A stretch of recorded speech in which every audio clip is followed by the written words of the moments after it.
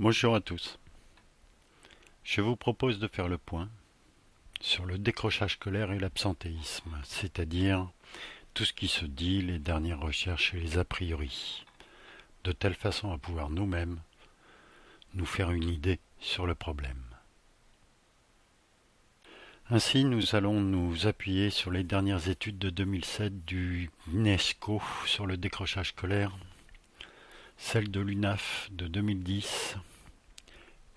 On va compléter tout ça par le colloque du 2006 sur l'absentéisme scolaire entre normal et pathologique. Et pour éviter les a priori, nous compléterons sur des études sur la délinquance et les troubles de l'apprentissage en psychosociologie. Nous allons commencer par ce qui se dit et ce qui se fait. Ce qui se dit au travers de la problématique du décrochage scolaire dans une approche politique et sociale, familiale. Ensuite, nous passerons en revue les facteurs incriminés. Nous compléterons tout ça par la façon de catégoriser et de classifier ces facteurs en critères. Puis, nous donnerons la parole aux décrocheurs eux-mêmes pour qu'ils s'expriment à travers l'étude de l'UNAF et du UNESCO. Nous compléterons tout cela par le colloque de 2006 qui pointe justement ce qui manque dans toutes ces études. Et tout ça pour clôturer sur des pistes de travail de telle façon à intervenir sur cette problématique. La problématique du décrochage scolaire. Ce phénomène n'est pas nouveau. Pourquoi en 2019 cela devient un problème à endiguer? Cette dimension politique semble avoir deux aspects. Du côté social sont pointés trois critères. Celui du niveau d'études, celui de la délinquance et celui du chômage. Concernant le niveau d'études, la question c'est: les diplômes contribuent-ils à faire le bonheur du sujet? Grande question. Concernant celui de la délinquance, si on croise les études de Muccelli de la CNAF et celles du Haut Conseil de la population de la famille avec Martin, ces études montrent que la délinquance est dépendante de deux autres facteurs. D'un côté, nous aurions la misère relationnelle et langagière, qui est une absence de culture, et non pas la pauvreté, qui est une absence de moyens. D'un autre côté, nous avons la précarité économique des familles avec ou sans diplôme. Seul le dernier critère du côté politique-social serait la vraie problématique. Un travailleur, cela rapporte; un chômeur, cela coûte. Sur la droite, du côté politique-familial, le critère principal concernerait notre inquiétude par rapport à l'avenir de nos enfants. On pourrait simplifier en disant: pas de bras comme diplôme nous donnerait pas de chocolat comme travail. Est-ce encore d'actualité en 2019? Toute la question est là. Après la dimension politique, passons au contexte familial incriminé dans ces études. On a deux faces, la face enfant, la face parent. Du côté des enfants apprenants, nous aurions deux facteurs clés: les facteurs physiologiques et les facteurs psychologiques. Du côté des facteurs physiologiques, cela pointe les réflexes primitifs de la petite enfance et tous les symptômes appelés dis quelque chose comme dyslexie, dyspraxie, etc. et toutes les approches neurocognitivistes. Du côté des facteurs psychologiques, nous avons les deux moments clés du développement de l'enfant. La diffusion, le rapport des 8-18 mois de la relation à la figure d'attachement, et ensuite la confrontation à l'autorité, et donc à la toute-puissance.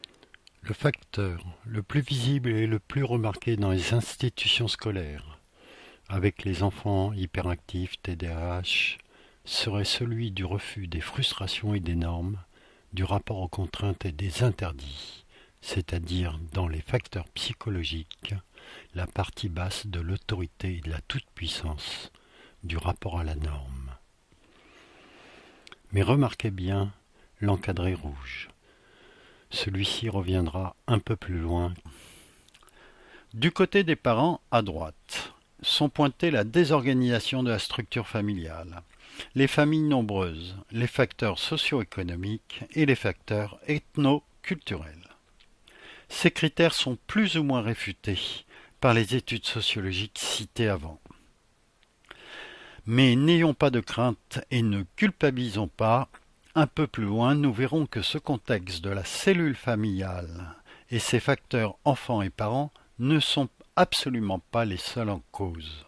Mais trop souvent, certaines recherches se limitent à ce champ d'études et elles omettent le contexte d'apprentissage. On impute aux enfants et aux parents la problématique. Point. Dans ces études, une fois ciblé le contexte familial enfant-parent, il y a une typologie et des apprenants et des parents qui est mis en place. Du côté des élèves, nous aurions grosso modo 3 groupes. Le premier groupe concerne les élèves en difficulté scolaire. Ça représente un tiers à peu près. Ensuite, nous aurions les élèves en mal-d'être, c'est-à-dire ayant des problèmes de développement psychique. Ça représente pas loin de 50%. Et pour terminer, nous aurions un troisième groupe, les élèves mal orientés au niveau de leur choix d'études. Ceci représente pas plus de 20%.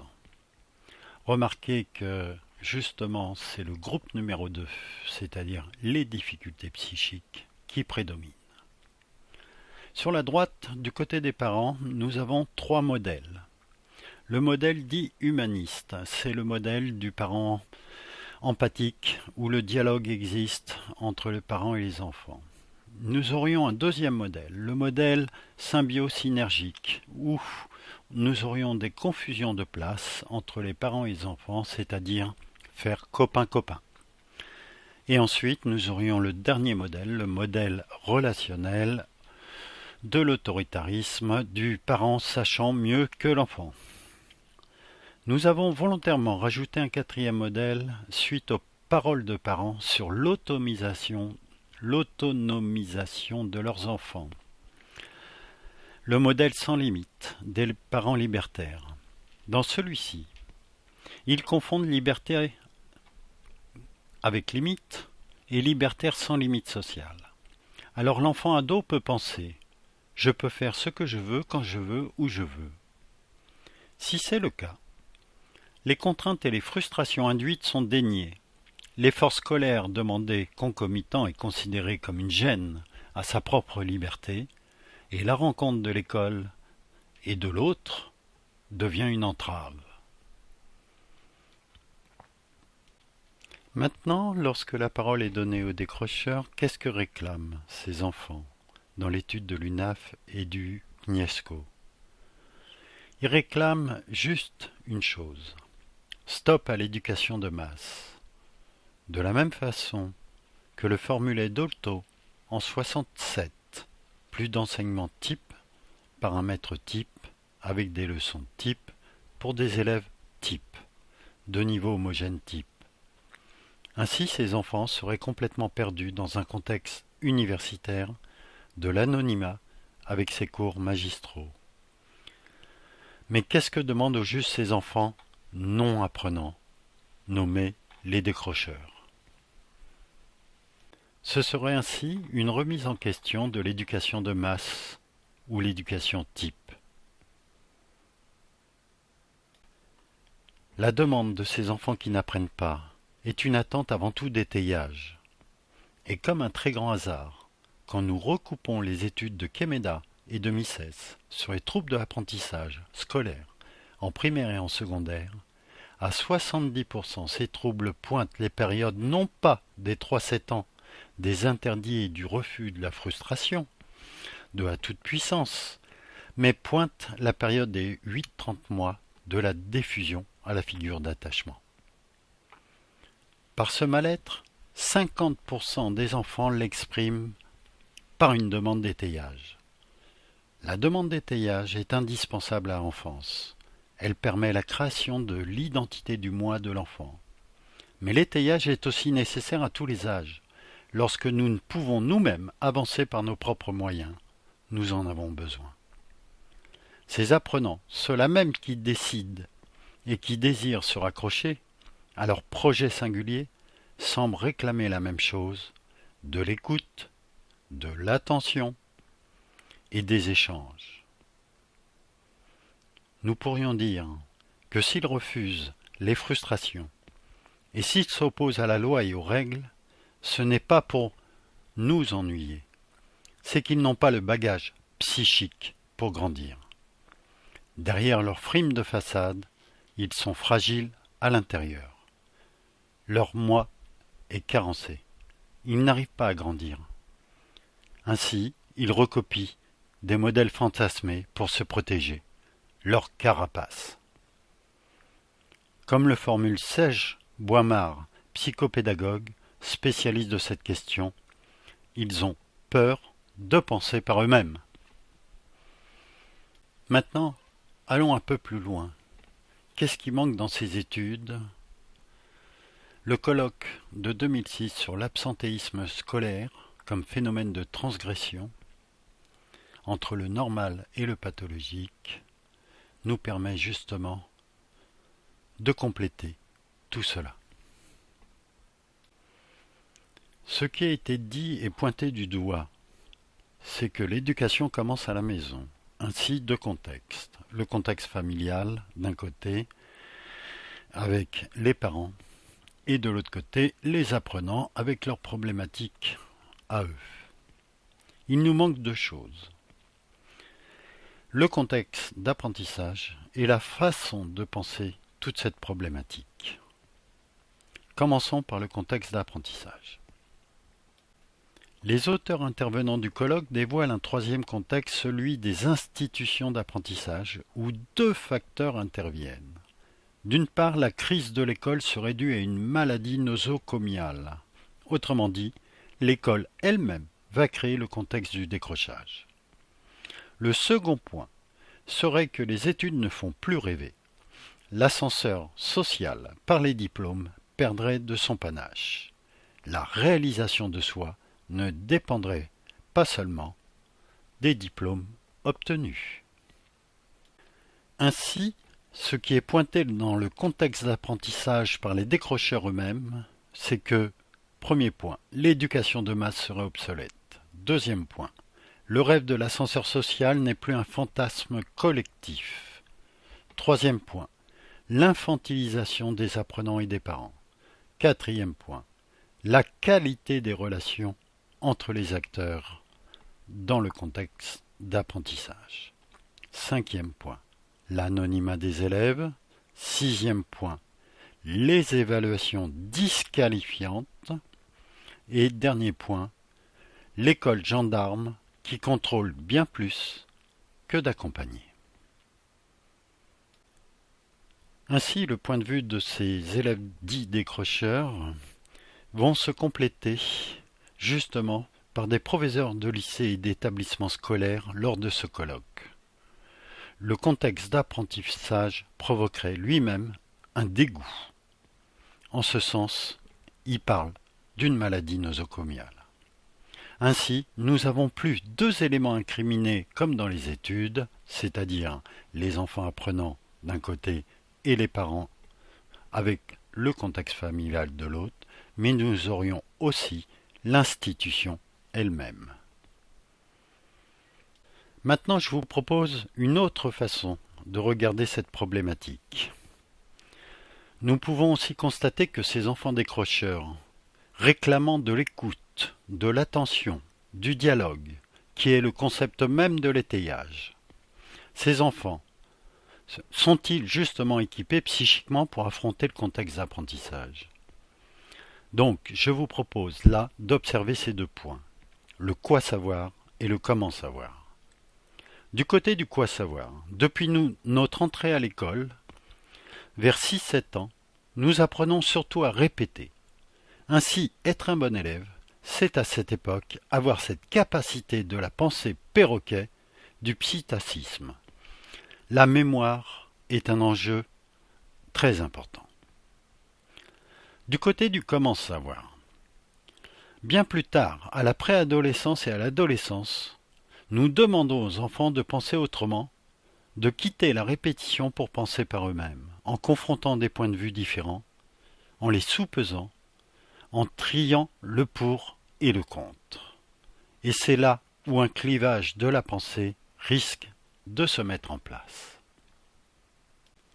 Serge Boimard, que nous avons déjà cité, parle de ce clivage de la pensée, cette rupture paradigmatique, cette peur de penser par soi-même. Du côté du quoi savoir, la pensée perroquet est des plus faciles à maîtriser, faire comme, recopier, être dans les attendus familiaux scolaires. 1 plus 1 est toujours égal à 2.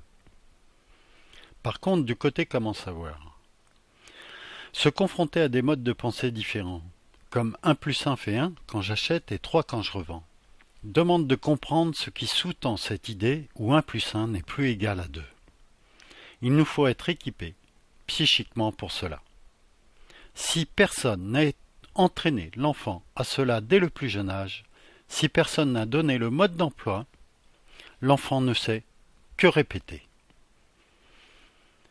Ici, nous sommes en pleine rupture paradigmatique de notre façon de penser entre répéter ou élaborer, de nos capacités de réflexion et ainsi d'exister par nous-mêmes.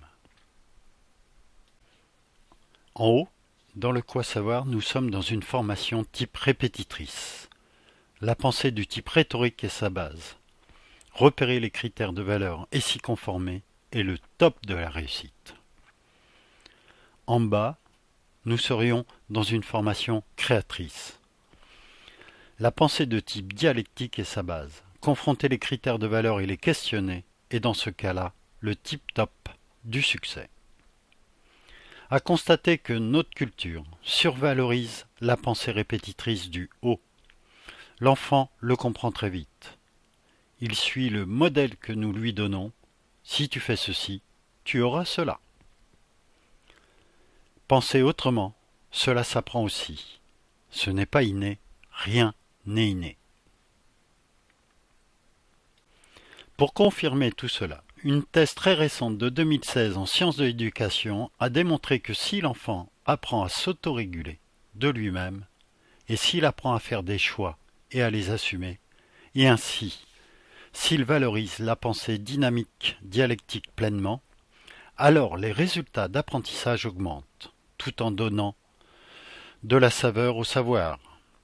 Lorsque le quoi savoir est nécessaire comme base, le comment savoir est primordial comme mode de pensée.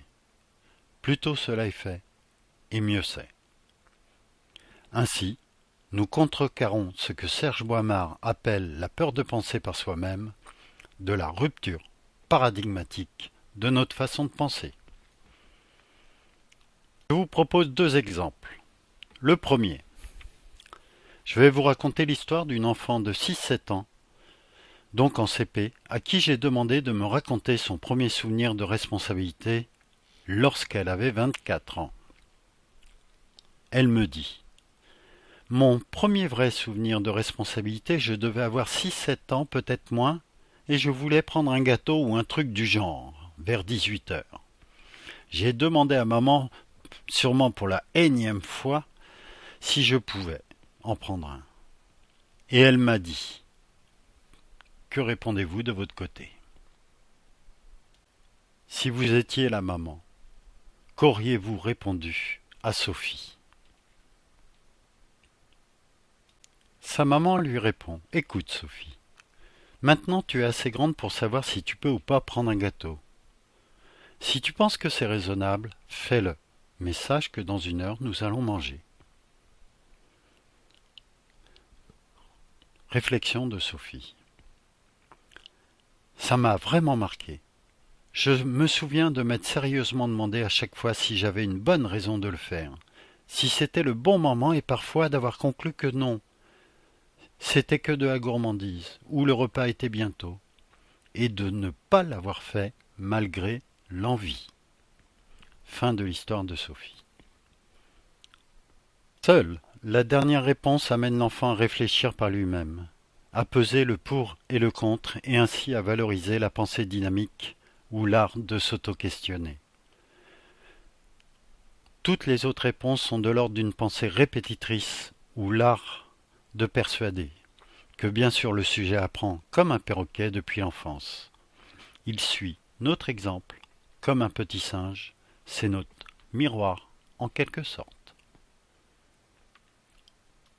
Notre deuxième exemple, celui de l'ambivalence des sentiments. Imaginez que notre petite Sophie vit ce sentiment contradictoire d'amour et haine sur un de ses frères, une sœur ou ses parents, voire même sa maman. Que dites-vous à votre petite Sophie par rapport à cette ambivalence? J'aime, je hais. Deux types de réponses opposées. Le quoi savoir de la rhétorique, le comment savoir de la dialectique. D'un côté, tu dois, ou il faut aimer tes parents et ta petite sœur. Cette réponse est moralisatrice, elle entraîne immanquablement de la culpabilité à refouler. Et plus tard, cela se jouera sur le canapé du psy.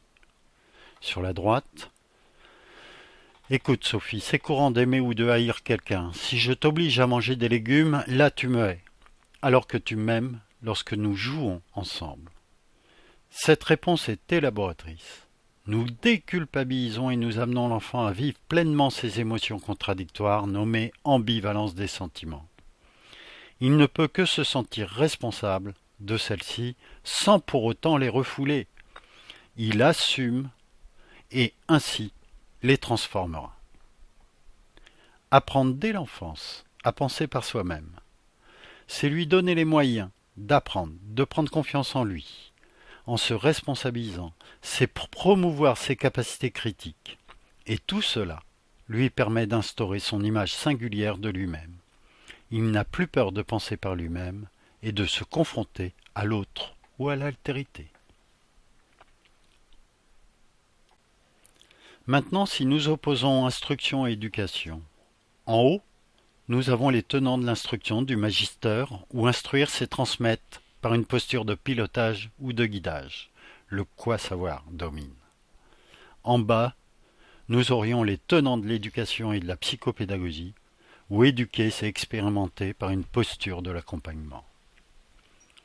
Si nous utilisons la classification de Bloom des niveaux d'acquisition des connaissances, en haut nous aurions les trois premiers niveaux. Capacité à connaître, capacité à comprendre, capacité à appliquer, avec l'évaluation des résultats et des procédures par des notes. En bas, nous aurions les trois autres niveaux supérieurs, capacité d'analyse, capacité de synthèse, capacité d'esprit critique, avec l'évaluation des processus maturatifs. Si nous nous référons aux valeurs et à ce qui les institue, en haut, nous aurions la promotion des soldats consommateurs, ceux qui vont préférer répéter et se conformer aux valeurs sociales sans jamais rien remettre en question. En bas, nous autorisons le sujet à devenir un citoyen élaborateur. Ceux-là vont questionner les valeurs fondatrices et ainsi savoir sur quoi leur vie mérite d'être vécue. Quelle serait donc notre piste pour aborder le décrochage scolaire et l'éviter? Si nous revenons à notre triangle des trois contextes causaux, notre façon de penser notre problématique de l'absentéisme et du décrochage scolaire suit exactement la même logique que celle des décrocheurs. Soit nous utiliserons la pensée répétitrice comme art de persuader, dans une logique d'imputation, chacun accusant l'autre, l'enfant, l'école, les parents, l'école ou l'enfant. Et rien ne peut s'élaborer ou se construire, c'est une confrontation. Le placebo est la seule solution. Ou, deuxième solution, soit nous utiliserons cette pensée dynamique comme art de se questionner, dans une logique nommée d'assumption, et nous allons mettre en débat les trois contextes, apprenant famille et institution, et les différents facteurs incriminés. Ainsi, en conclusion, notre propre façon de penser le monde, entre imputation et assumption, est la première problématique de tous nos problèmes pour pouvoir aborder le décrochage scolaire. Ici se trouve notre piste de travail comme co-création.